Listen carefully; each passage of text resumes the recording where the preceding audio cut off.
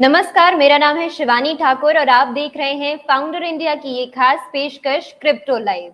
Crypto live देश का पहला लाइव शो है जहां हम बात करते हैं क्रिप्टो करेंसीज के बारे में, किस तरीके से क्रिप्टो का जो जगत है वो बढ़ता जा रहा है, उसका मार्केट इतना बढ़ रहा है, इन सारे टॉपिक्स पर बात करते हैं।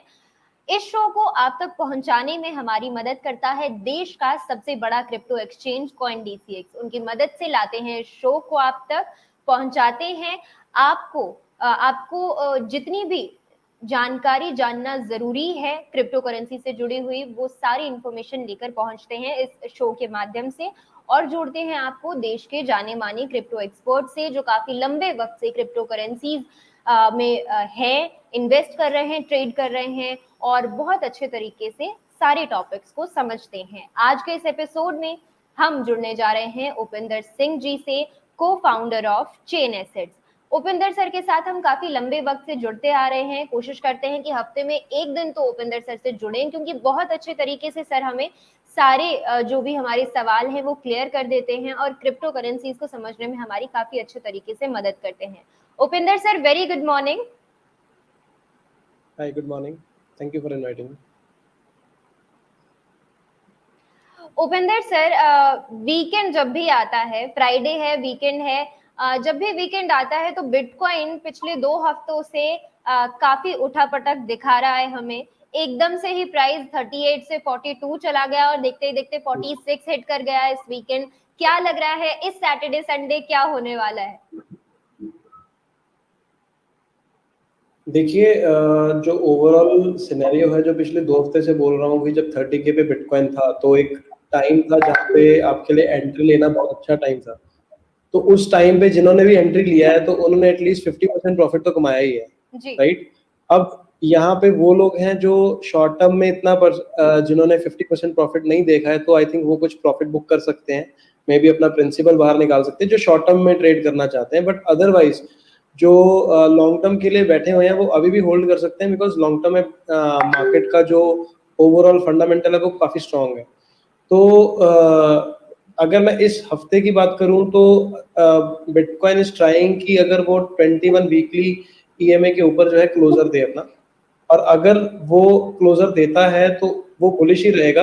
करेक्शन अगर आएगी तो मेरे हिसाब से बिटकॉइन की ज्यादा से ज्यादा I think 40K to 38K तक मैक्सिमम करेक्शन होनी चाहिए। वहां तक भी अगर करेक्शन आती है तो स्टिल बिटकॉइन अपनी बुल रैली ऑर्गेनिकली चालू रखेगा। लेकिन अगर यहाँ से करेक्शन नहीं आती, बिटकॉइन बढ़ता चला जाता है, तो मोस्ट लाइकली 51 to 53K से जो है बिटकॉइन को एक करेक्शन देनी चाहिए, बिकॉज 30K से लगातार बिटकॉइन ऊपर जा रहा है और वो अभी तक रुका नहीं। ठीक है सर, तो अभी भी और ऊपर जाने के चांसेस हैं। अगर करेक्शन आई भी तो 38 के आसपास तक जा सकता है, तब जो लोग डिप का वेट कर रहे हैं तब वो इन्वेस्ट कर सकते हैं। सर, अभी इथीरियम पर अपडेट आई थी, लंदन हार्ड फॉर्क अपडेट।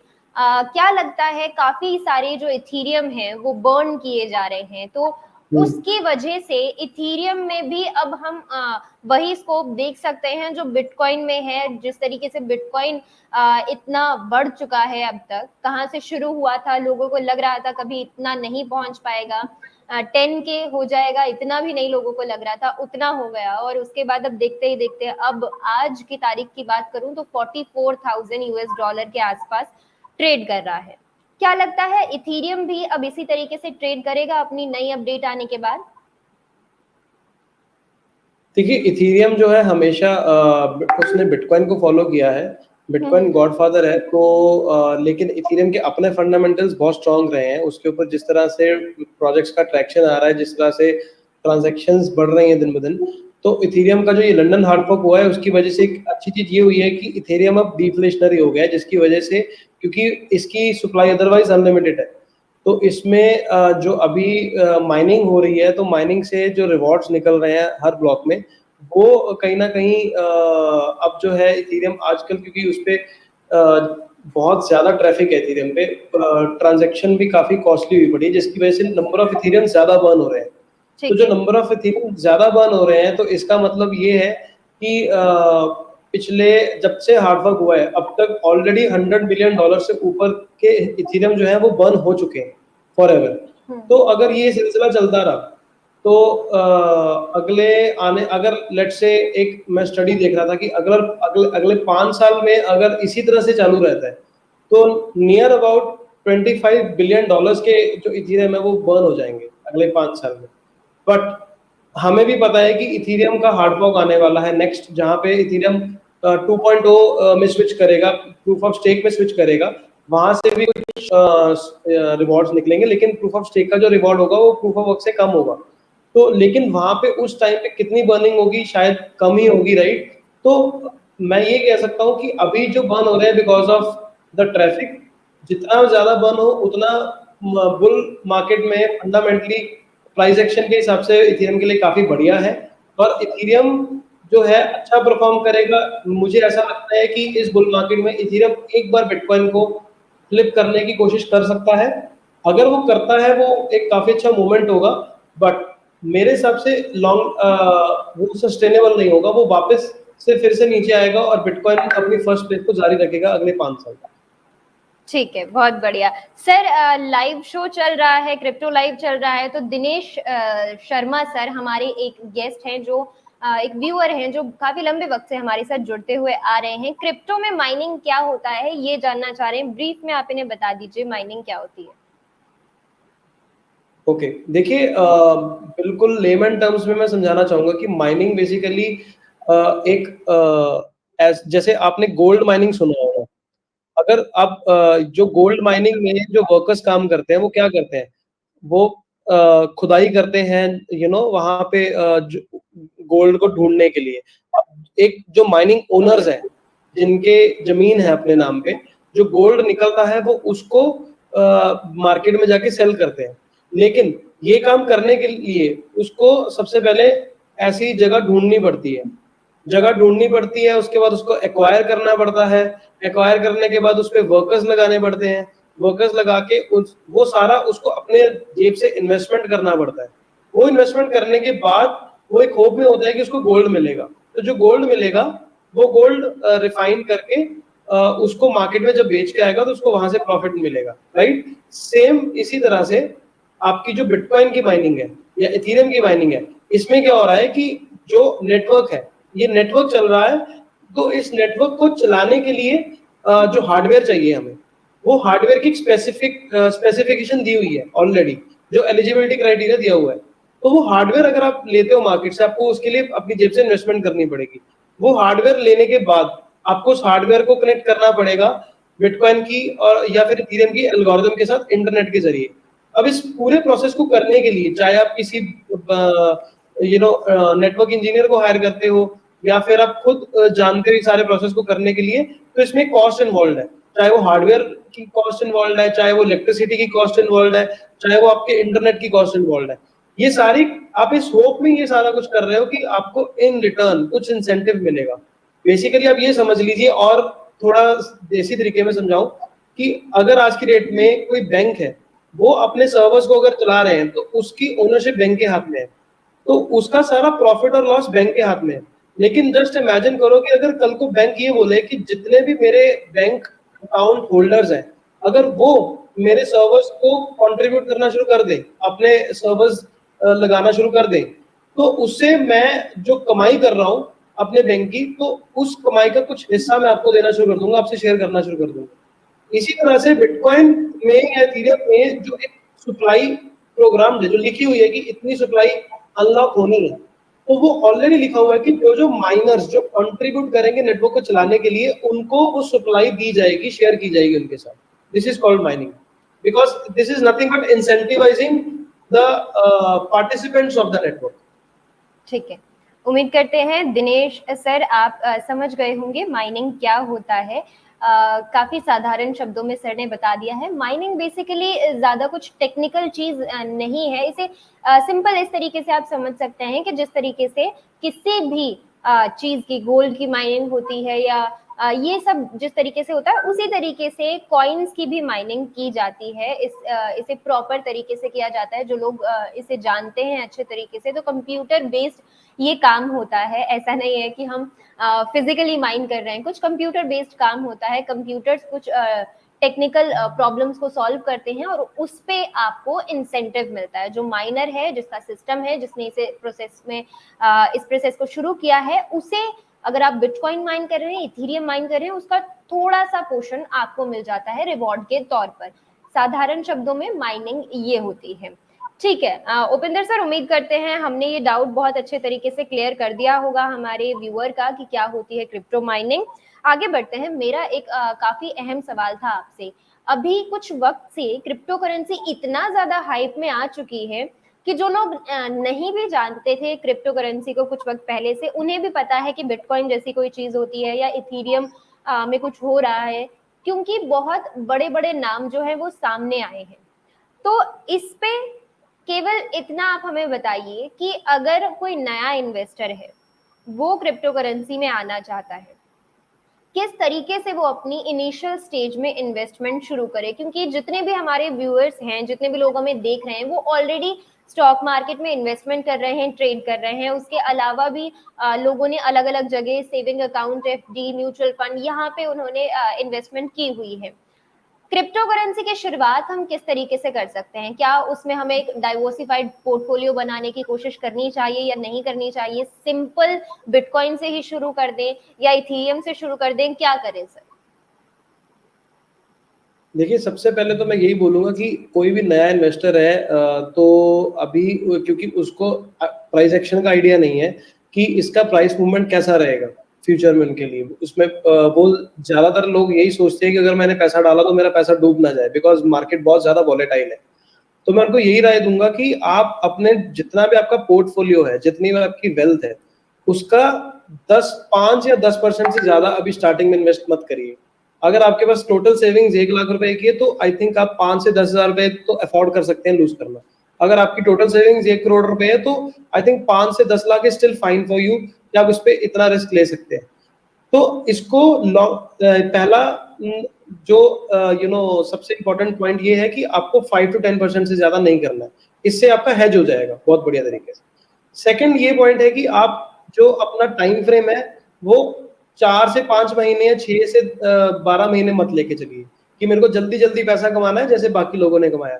आप कम से कम 4 से 5 साल का हॉराइजन लेके चलिए कि मैं अगले 4 से 5 साल ऑब्जर्व करूंगा।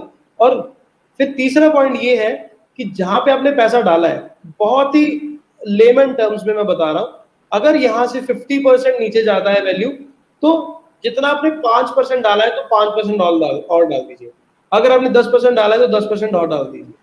ठीक है, तो इस तरह से। लेकिन फोर्थ पॉइंट ये है कि जब आप ये पहले 3 पॉइंट्स कर रहे हैं, मीनवाइल आप अपनी एजुकेशन पे ध्यान दीजिए। अगर आप स्टॉक मार्केट के ट्रेडर हैं, फिर तो आपको बिटकॉइन की प्राइस एक्शन को भी समझने में ज्यादा टाइम नहीं लगेगा।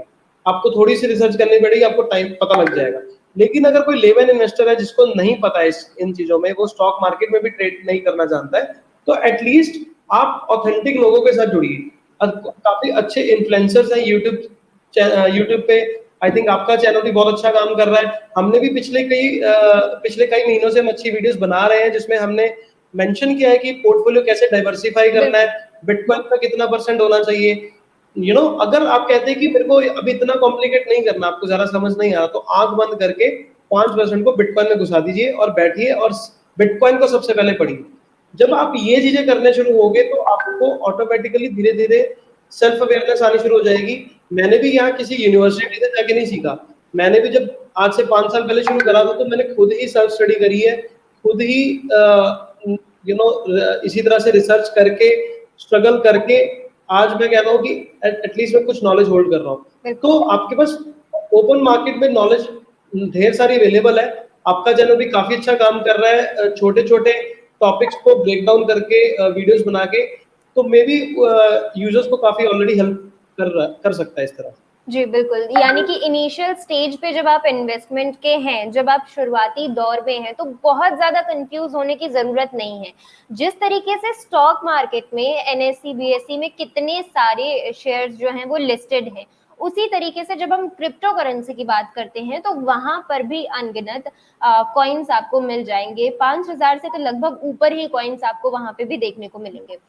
हर एक कॉइन को आप नहीं समझ सकते हैं, या फिर किसी भी कॉइन को उठाकर, जिस तरीके से हम सेक्टर स्पेसिफिक होके या स्टॉक स्पेसिफिक होके ट्रेड करते हैं स्टॉक मार्केट में, उस तरीके से यहाँ तो आपके लिए पॉसिबल नहीं होगा। लेकिन जिस तरीके से बिटकॉइन को गॉड फादर कहा जाता है क्रिप्टो करेंसी का, इथीरियम हो गया या कुछ चुनिंदा टॉप 10 कॉइन्स हो गए, उनके बारे में हल्की फुल्की आप पढ़ाई कर सकते हैं और उसके बाद इन्वेस्ट करना शुरू कर सकते हैं।